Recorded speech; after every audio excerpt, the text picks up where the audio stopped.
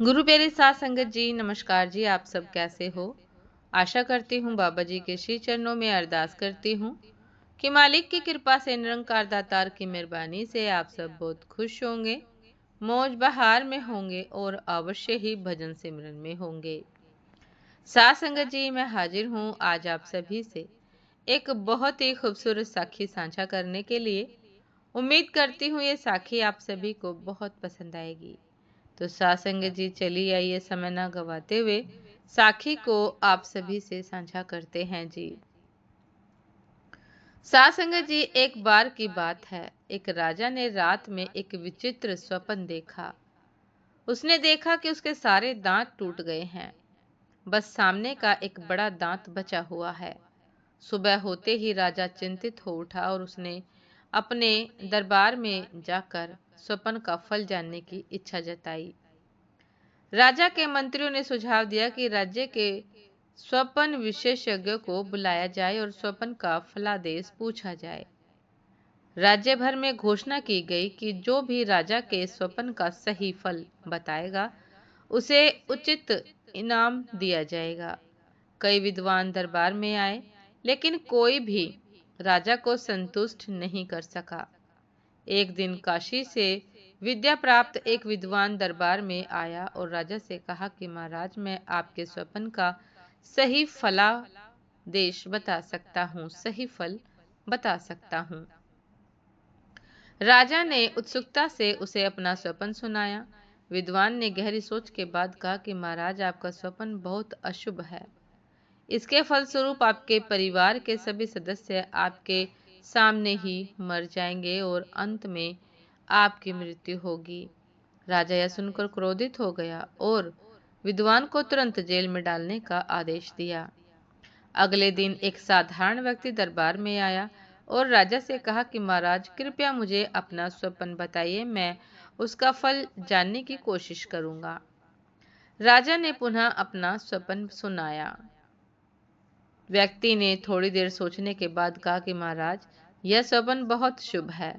इसका अर्थ है कि हम सभी प्रजाजन पर ईश्वर की विशेष कृपा है कि आप जैसे धर्मात्मा, पुण्य आत्मा और प्रजापालक राजा को दीर्घायु दी है। राजन, आपके परिवार में आपकी आयु सबसे लंबी होगी। यह राज्य का सौभाग्य है कि आप कई वर्षों तक राज्य करेंगे। राजा इस फलादेश को सुनकर अत्यंत प्रसन्न हुआ और उस साधारण व्यक्ति को विशेष सम्मान के साथ बहुत सारा धन दौलत इनाम में दिया। साथ संगत जी, यद्यपि दोनों ही व्यक्तियों ने स्वपन का एक ही फलादेश दिया था, लेकिन पहले व्यक्ति को बंदी बनाकर जेल में डाल दिया गया, जबकि दूसरे को सम्मानित किया गया। क्यों?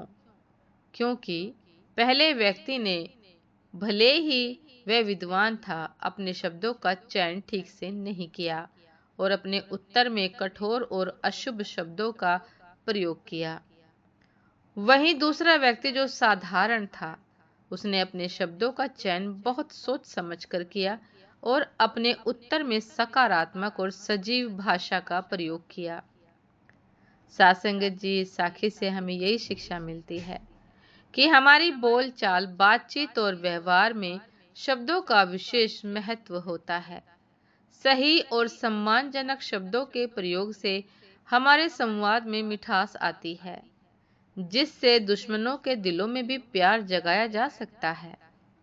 वहीं गलत और कठोर शब्दों का प्रयोग हमारे अपनों के दिलों में भी नफरत की दूरी पैदा कर सकता है, नफरत और दूरी पैदा कर सकता है। इसलिए हमें हमेशा सोच समझकर और सम्मानजनक शब्दों का ही प्रयोग करना चाहिए। साथ संगत जी, ये थी आज की एक बहुत ही खूबसूरत साखी। उम्मीद करती हूँ ये साखी आप सभी को बहुत पसंद आई होगी। यदि पसंद आई हो साथ संगत जी, तो लाइक, कमेंट, शेयर करना ना भूलिएगा। चैनल पर जो भी नए हैं, कृपा करके सब्सक्राइब कर लीजिएगा, ताकि चैनल पर मिलने वाली सभी शब्द साखियों की अपडेट आप सभी को समय पर मिलती रहे। साथ संगत जी, आप हमें इंस्टाग्राम पर भी फॉलो कर सकते हैं। इंस्टाग्राम का लिंक डिस्क्रिप्शन बॉक्स में दिया गया है। तो साथ संगत जी, दासी को भी आज्ञा दीजिए। आपसे फिर मुलाकात होती है एक नए शब्द साखी के साथ, एक नए खूबसूरत विचार के साथ। तब तक के लिए नमस्कार जी। सदा खुश रहिए, मुस्कुराते रहिए, भजन सिमरन अवश्य करते रहिए और अपने शब्दों का प्रयोग सोच समझकर कीजिए। नमस्कार जी।